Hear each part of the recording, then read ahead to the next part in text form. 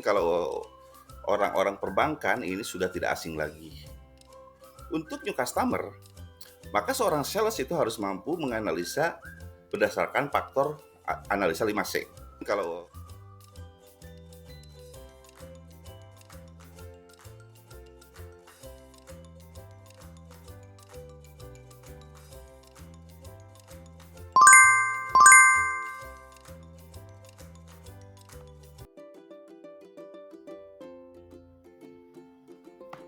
Halo, assalamualaikum warahmatullahi wabarakatuh. Selamat sore, selamat berjumpa lagi dengan saya Uwais Salahuddin. Di momen kali ini kita akan coba bahas terkait jadikanlah penjualan Anda menjadi sumber pendapatan bagi perusahaan. Kenapa ini perlu kita bahas? Karena tidak sedikit seorang tenaga penjual atau sales yang sudah sukses melakukan closing, sudah sukses memberikan atau meyakinkan customer dan customer tersebut menjadi customer kita. Tetapi pada saat sudah jatuh tempo, customer tersebut bayar ke kita, ini untuk proses penjualan yang secara kredit ya atau secara berjangka. Pada saat sudah jatuh tempo, si customer tersebut susah bayar, yang akhirnya penjualan tersebut tidak jadi sumber pendapatan bagi perusahaan. Nah ini tentunya bisa dikatakan penjualan yang sia-sia, bahkan perusahaan bisa merugi. Nah terus bagaimana caranya agar penjualan kita itu menjadi sumber pendapatan bagi perusahaan? Di sini saya akan sharing ada 2 poin yang perlu kita garis bawahi atau perlu kita perhatikan di strategi terkait penjualan menjadi sumber pendapatan perusahaan. Yang pertama yaitu cara meningkatkan penjualan dan menjadi income perusahaan, salah satunya yaitu dengan cara kita mendapatkan customer baru atau kita mendapatkan new customer. Customer baru itu bisa menjadi sumber pendapatan bagi perusahaan karena tidak dipungkiri dengan adanya customer baru secara otomatis pendapatan kita akan bertambah. Dan yang kedua yaitu dengan cara customer atau sumber pendapatan tersebut bisa didapatkan dari customer existing, yaitu dengan cara cross selling dan upselling. Ini untuk customer existing. Nah, yang berikutnya yang terjadi di lapangan itu atau yang terjadi pada umumnya untuk new customer yang baru aja di bulan lalu kita closing, di bulan lalu kita approach, ternyata dia tidak mau melakukan pembayaran.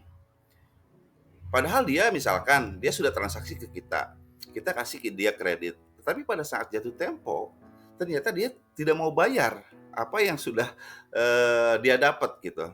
Nah artinya new customer tersebut tidak menjadi sumber pendapatan bagi perusahaan, yang ada malah menjadi beban mungkin ya.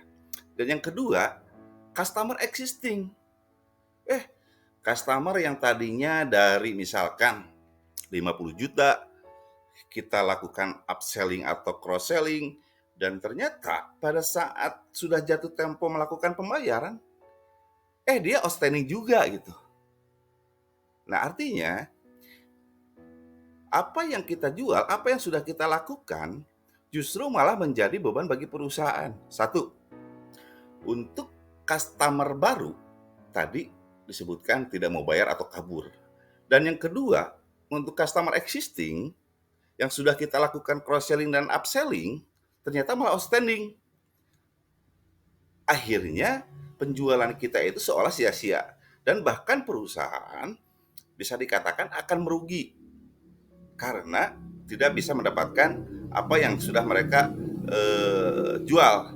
Tetapi pada saat itu menjadi haknya perusahaan atau haknya kita, justru malah macet atau malah tidak bisa ditagihkan dari customer.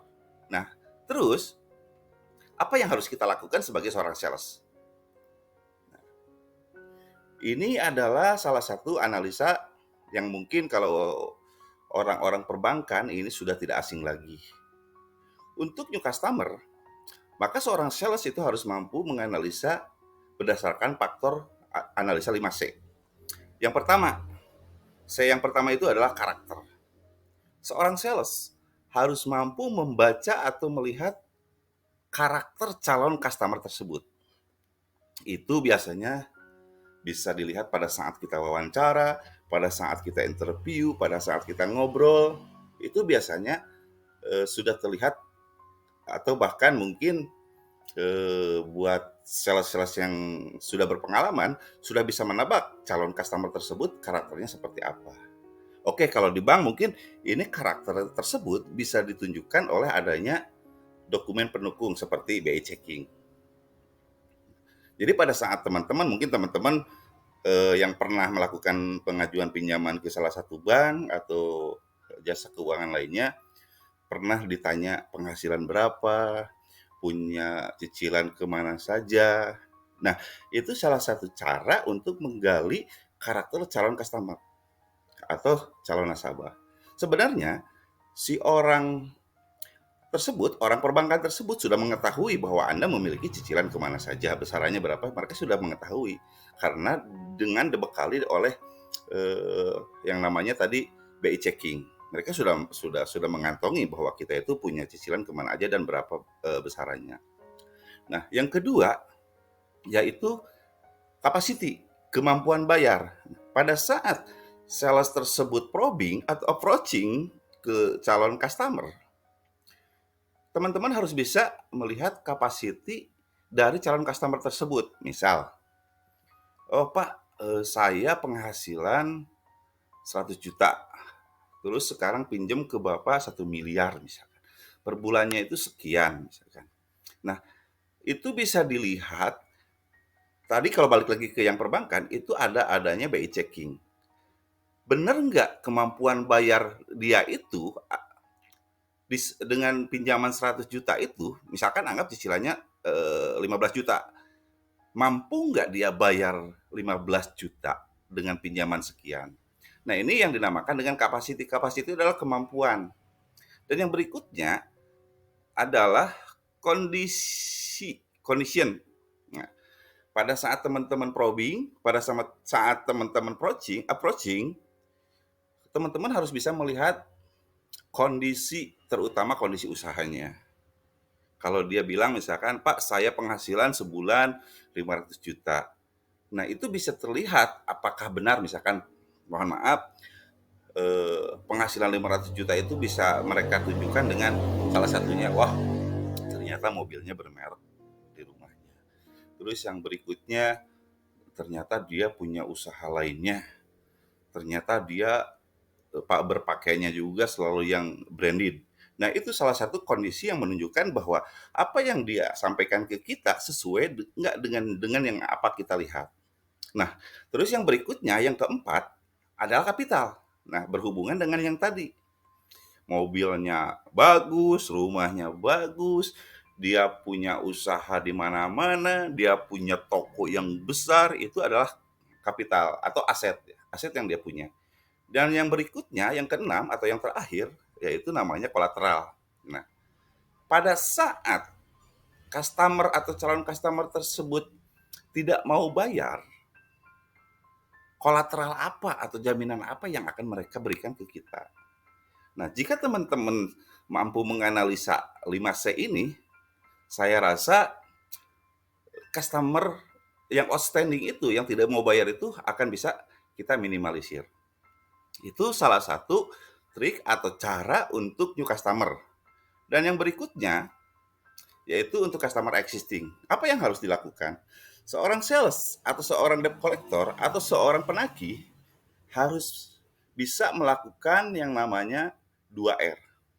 2R yaitu yang pertama reschedule, yang kedua restruktur. Reschedule di sini artinya pada saat customer kita ditagih oleh kita atau oleh tenaga penagih, terus pada saat datang si customer nasabah tersebut bilang, Pak, hari ini kita lagi kosong. Mohon Bapak datang lagi besok ya, karena saya baru dapat atau punya uangnya itu besok. Nah, si penagih itu maka harus datang lagi besoknya, karena apa yang dijanjikan atau yang disampaikan customer tersebut bisa jadi memang pada saat itu memang dia lagi kosong, tapi besok mungkin beliau baru ada uang untuk bayar ke kita. Dan yang kedua yaitu restruktur. Restruktur di sini artinya pada saat di reschedule kita sudah meleset terus, misalkan Bapak besok datang lagi ya ke sini, ternyata kita datang, masih nggak bayar. Bapak minggu depan ya ke sini lagi, saya baru ada uangnya di minggu depan. Kita datanglah di minggu depan, ternyata masih meleset juga. Nah, maka alternatif yang kedua harus dilakukan yaitu restruktur. Kita sebagai sales atau sebagai tenaga penagih, kita harus mampu menanyakan kepada customer tersebut dengan kata misalkan, Pak, berapa sih Bapak mampunya untuk mencicil utang Bapak ini? Berapa sih Bapak mampu per hari atau per minggunya untuk mencicil tunggakan Bapak kepada kami? Misal si customer, Pak, saya dengan harus membayar sekaligus dengan total sekian, saya jujur berat, paling saya bisa dicicil misalkan per bulan hanya di kisaran misal anggap 2 juta. Nah, artinya mau tidak mau kita harus mengikuti dan itu harus kita lakukan. Kenapa? Daripada nasabah atau customer tersebut tidak melakukan pembayaran sama sekali. Jadi alangkah lebih baiknya kita ikuti apa yang dinamakan dengan restruktur. Itulah poin-poin yang harus teman-teman atau harus kita lakukan biar penjualan kita itu tidak sia-sia, biar penjualan kita itu bisa menjadi benefit buat perusahaan. Yaitu yang pertama, salah satunya untuk penjualan, untuk mendongkrak revenue bisa dilakukan dengan dua. Satu, customer existing, yang kedua dengan new customer. Customer existing yaitu dengan cara upselling dan cross selling.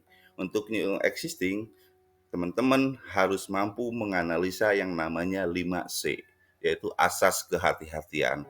Dan untuk customer existing, teman-teman harus melakukan 2R, schedule dan restruktur. Apabila menemukan customer yang nunggak, apabila menemukan customer yang memang belum bisa membayar sesuai dengan perjanjian yang disepakati. Oke, begitu saja sharing yang saya lakukan. Mudah-mudahan bermanfaat. Nanti kita ketemu lagi di lain waktu. Assalamualaikum warahmatullahi wabarakatuh.